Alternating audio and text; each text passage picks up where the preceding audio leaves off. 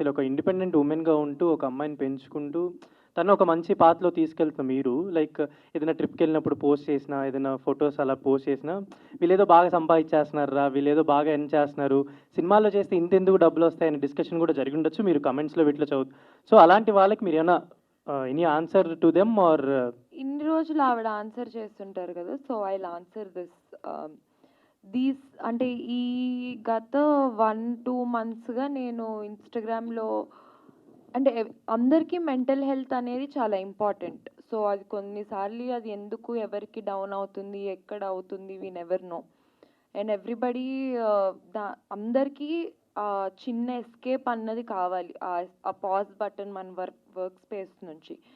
So, ఇప్పుడు ఒక middle class వాళ్ళకి ఇన్‌కమ్ ఒక 60,000 రూపీస్ అయినా, వాళ్ళు సేవ్ చేసుకొని రూ. 10,000 ట్రిప్ ఎళ్లి రావచ్చు.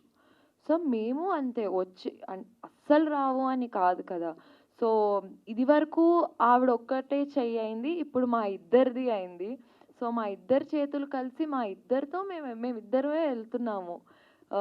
So, it's our money. దాంట్లోనే సేవింగ్ చేసుకొని, దాంట్లోనే కొనుక్కొని, కొంచెం దాన్ని లగ్జరీ అనకూడదు. లావిష్‌గా ఎప్పుడు పోతామో తెలియని జీవితాన్ని ఇప్పుడు ఎంజాయ్ చేయకపోతే ఎప్పుడు ఎంజాయ్ చేస్తామన్నది నా కాన్సెప్ట్ అంతే.